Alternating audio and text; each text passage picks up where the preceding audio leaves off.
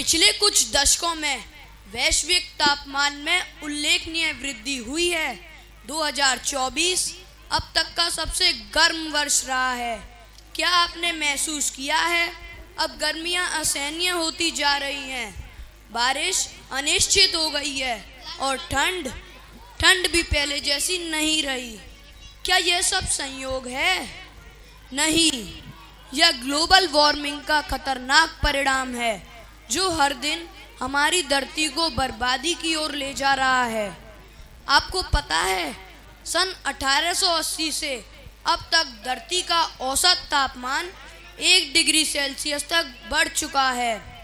लेकिन अब आप सोच रहे होंगे कि सिर्फ 1 डिग्री सेल्सियस ही तो बढ़ा है, इसमें इतनी घबराने वाली क्या बात। परंतु औसतन 1 डिग्री सेल्सियस तापमान बढ़ने से भी हमारे पर्यावरण और मानव जीवन पर बड़े प्रभाव पड़ सकते हैं। ग्लोबल वार्मिंग की वजह से नदियां सूख रही हैं, बर्फ की पहाड़ियां पिघल रही हैं, जंगल आग की लपटों में आकर जल रहे हैं, पशु पक्षी विलुप्त होते जा रहे हैं, तूफानों की संख्या बढ़ती जा रही है और हर साल समुद्र का जल स्तर 3.3 मिलीमीटर तक बढ़ता जा रहा है। यह 1 डिग्री सेल्सियस तापमान हमारे लिए कितना हानिकारक हो सकता है, यह हम आपको एक नाटक के द्वारा समझाएंगे जो आपको सोचने पर मजबूर कर देगा। ग्लोबल वार्मिंग एक शब्द नहीं बल्कि एक चेतावनी है। तो आइए इसे ध्यान से देखिए और समझिए अब हमें क्या करना होगा।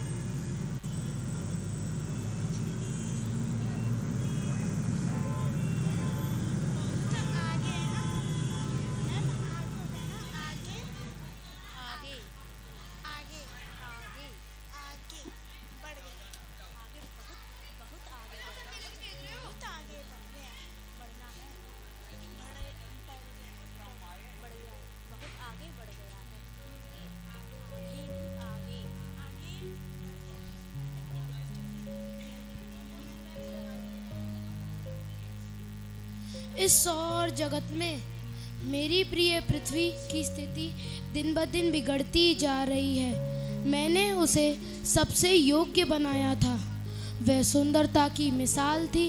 उसके आंचल में पेड़ पौधे, जीव जंतु, यहाँ तक कि मानव भी खुशहाल जीवन बिता रहे थे। लेकिन अब तो सुकून और खुशहाली मानो। महाराज, आप बेवजह चिंता कर रहे हैं। मैं अभी पृथ्वी का ही भ्रमण करके लौटी हूँ। वहाँ सब कुछ अच्छा है। मानव ने बहुत प्रगति की है। मानव ने क्या प्रगति की है किरण? मानव ने विज्ञान और तकनीक के क्षेत्र में बहुत प्रगति की है। अब वह खेती, उद्योग और व्यापार में भी बहुत आगे बढ़ गया है। लोगों के पास तरह तरह की गाड़ियां हैं। इंटरनेट के माध्यम से वे पूरी दुनिया से जुड़े रहते हैं। चिकित्सा के क्षेत्र में भी बहुत उन्नति की है। और तो स्मार्टफोन, आर्टिफिशियल इंटेलिजेंस, रोबोटिक्स जैसी तकनीकें विकसित कर ली हैं। मानव ने अपनी बुद्धि और मेहनत से जीवन को आसान और आरामदायक बना लिया है। महाराज, मानव जिस प्रगति के आवरण को ओढ़कर आगे बढ़ रहा है वह प्रगति तो है, लेकिन क्या ये प्रगति सतत विकास है? बिल्कुल सही कहा पवनश्री ने। मनुष्य ने प्रगति तो की है, लेकिन अर्थव्यवस्था और सामाजिक कल्याण की जरूरतों के बीच पर्यावरण संतुलन बनाए नहीं रखा। एक पेड़ काटने पर 10 पेड़ लगाने की योजना नहीं अपनाई। और जहरीला खाना खाने के अलावा इनके पास कोई चारा नहीं बचा है। पवनश्री और जलदीप, आप ऐसा क्यों कह रहे हैं? हमारी पुत्री पृथ्वी ठीक तो है ना? कहते हुए अच्छा नहीं लग रहा, लेकिन सच्चाई तो यही है, हमारी पृथ्वी बड़ी मुसीबत में है महाराज। मैंने तो ऐसा कुछ नहीं देखा। रन रानी, आपने अपनी तेज गति से भ्रमण किया, इसलिए आपको ऊपरी ही चीजें नजर आईं। आखिर बात क्या है? स्पष्ट रूप से बताइए, हमें चिंता हो रही है। पृथ्वी पर एक दानव है जिसका एक ही लक्ष्य है, धरती का विनाश करना। दानव? ये दानव दिखता कैसा है? दानव? लेकिन मैंने तो ऐसा कोई दानव नहीं देखा। ये दानव अदृश्य है जो दिखाई नहीं देता। यह बहुत खतरनाक है। ये हमारी पृथ्वी के वातावरण को जहरीला बनाने में लगा है। उस दानव का कोई नाम तो होगा। उस दानव का नाम प्रदूषण है महाराज। पवनश्री, पहले आप बताइए पूरा मामला क्या है? महाराज, आप तो जानते हैं कि मैं पृथ्वी के वातावरण का मुख्य घटक हूँ। मैं हूँ तभी लोग जिंदा हैं, हर जगह मेरा ही वास है। लेकिन मानव की प्रगति ने मेरे महत्वपूर्ण घटक ऑक्सीजन को कम कर दिया है। वो कैसे? अनगिनत कारखाने और वाहनों से निकलने वाला जहरीला धुआं कार्बन डाइऑक्साइड बढ़ा रहा है। वाहनों की संख्या में इतनी बढ़ोतरी हो गई है कि घर में 2 लोग हैं, लेकिन गाड़ियां 3-3, 4-4 खड़ी हैं। अतः वाहनों और कारखानों के धुएं ने वायु प्रदूषण को खतरनाक स्तर तक बढ़ा दिया है। पेड़ों की अंधाधुंध कटाई हो रही है, जिससे वायुमंडल की शुद्धता नष्ट हो रही है। मैं चाहकर भी पवनश्री की मदद नहीं कर पा रहा हूँ। यह सत्य है कि लोगों के उत्पादन हेतु पेड़ों की जरूरत है, लेकिन इसे संतुलित भी तो करना चाहिए। मनुष्य को प्राकृतिक संसाधनों का उपयोग जरूरत के लिए करना चाहिए, लालच के लिए नहीं। सतत विकास ही इसका सही रास्ता है। जितनी जरूरत उतना ही उपयोग करें। पर मुझे तो कोई हानिकारक प्रभाव नहीं दिखता है। जंगलों की कमी से बारिश नहीं होती, वनस्पति नहीं उगती और वायु अशुद्ध हो जाती है। इसके अलावा शहरीकरण और औद्योगिकीकरण ने पशु पक्षियों की रहने की जगह को भी नष्ट कर दिया है। खेती में उपयोग किए जाने वाले कीटनाशक ने फसलों को भी जहरीला बना दिया है। मनुष्य को सुरक्षित और पौष्टिक खाना मिलना मुश्किल है। यह सब क्या है? हानिकारक प्रभाव ही तो है। और भी कई कारण है महाराज, जैसे कारखानों से निकलने वाली हानिकारक गैसें और प्लास्टिक कचरा। प्लास्टिक कचरे ने ना बल्कि हमारी भूमि, नदियों और महासागरों और वायु को भी प्रदूषित कर दिया है। पवनश्री बिल्कुल सही कह रही हैं। औद्योगिक गतिविधियों के कारण नदियों और तालाबों में विषैले रसायन मिल गए हैं, जिससे कारखानों से निकलने वाला कचरा, प्लास्टिक और अन्य रसायन जल स्रोतों को दूषित कर रहे हैं। इसके पानी पीने का अशुद्ध हो गया है। इसके परिणाम स्वरूप पृथ्वी पर लोग गंभीर बीमारियों का सामना कर रहे हैं। स्थिति तो गंभीर मालूम पड़ती है। धरती की सुरक्षा के लिए कुछ ना कुछ कदम तो उठाना ही पड़ेगा।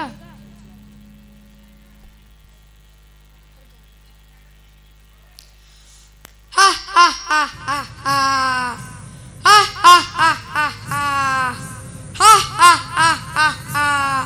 देखा मेरी शक्ति को? शक्तिशाली जल, वायु और वन भी मेरे प्रभाव से भयभीत हैं। हा हा हा हा हा हा हा हा हा हा। कौन है ये दुस्साहसी?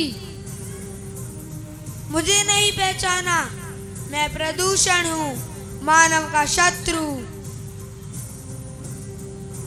महाराज, अब आप भी अपनी पुत्री पृथ्वी को बचाइए। और मुझे भी इस दानव से बचाइए महाराज। अगर यह दानव इसी तरह मनमानी करता रहा तो मनुष्य को संतुलित आहार कैसे मिलेगा? इस दानव का विनाश मैं करूंगी। मैं कौन है ये जो मेरा विनाश करने का दावा कर रही है? मैं हूँ बुद्धिमती। मेरे बल पे ही मानव प्रगति करता है। तकनीकी विकास को सही दिशा में ले जाने की मेरी जिम्मेदारी है। उसी तकनीकी से तुम जैसे दानव का अंत करूंगी। असंभव! अब तुम मुझे नहीं हरा पाओगी। इतिहास गवाह है, मानव ने विनाशकारी शत्रुओं पर विजय प्राप्त की है। मानव मेरे जाल में फंस चुका है। बुद्धिमती, अब तुम बैठकर सोचो क्या करोगी। फिलहाल तो मैं चला प्रदूषण फैलाने। हा हा हा हा हा हा हा हा हा हा हा हा हा हा हा। आप लोग चिंता ना करें। हा। आप लोग चिंता ना करें, मुझ पर भरोसा रखें। हम सब मिलकर प्रदूषण रूपी दानव को जड़ से समाप्त करेंगे। लेकिन कैसे? मैं लोगों की सोई चेतना जागृत करूंगी, जिससे वे सतत विकास की प्रक्रिया को अपनाएंगे, जिसके अंतर्गत यदि वे एक पेड़ काटेंगे तो उसकी जगह 10 पेड़ पौधे लगाएंगे तथा चीजों का सदुपयोग, रिड्यूस और रिसाइकिल के सिद्धांत पर करेंगे। प्लास्टिक कचरे को कम करेंगे और प्रदूषण को नियंत्रित करने के लिए नई तकनीकों का विकास करेंगे। इलेक्ट्रिक वाहन, सोलर पैनल और रिसाइकिल जैसी तकनीकों का उपयोग बढ़ाएंगे। वाहनों का कम प्रयोग करेंगे। सार्वजनिक परिवहन का अधिक से अधिक उपयोग करेंगे ताकि पर्यावरण को सुरक्षित रखा जा सके। साथ ही साइकिल चलाने, पैदल चलने के लिए लोगों को प्रोत्साहित करूंगी। अब मुझे लग रहा है जिस तरह बुद्धि के बल पर मानव ने तकनीकी में तरक्की और प्रगति की है, उसी तकनीकी का इस्तेमाल करके मानव प्रदूषण नामक दानव का अंत जरूर करेगा। बिल्कुल ठीक कहा आपने महाराज। बुद्धि और वैज्ञानिक ज्ञान का उपयोग करके हम प्रदूषण से लड़ सकते हैं और अपनी पृथ्वी को सुरक्षित रख सकते हैं। नई तकनीकों का सही उपयोग और पर्यावरण संरक्षण के उपाय अपनाकर हम उज्जवल भविष्य की ओर बढ़ सकते हैं। बुद्धिमती, आप बिना विलंब किए मानव को सुमार्ग दिखाइए और पृथ्वी को प्रदूषण नाम के दानव से मुक्त करवाइए। हमारी शुभकामनाएं आपके साथ हैं बुद्धिमती।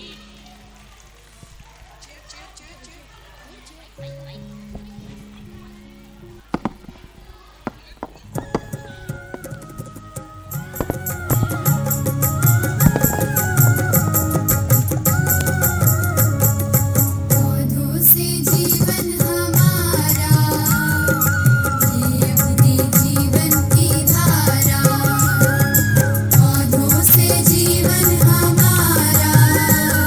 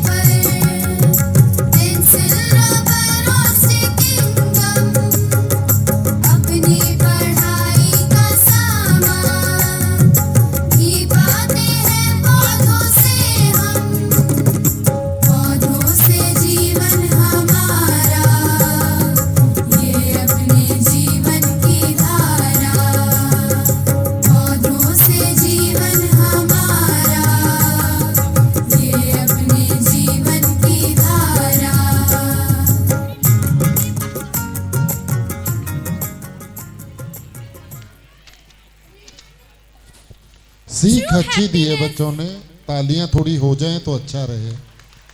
तालियां बजाते रहिए।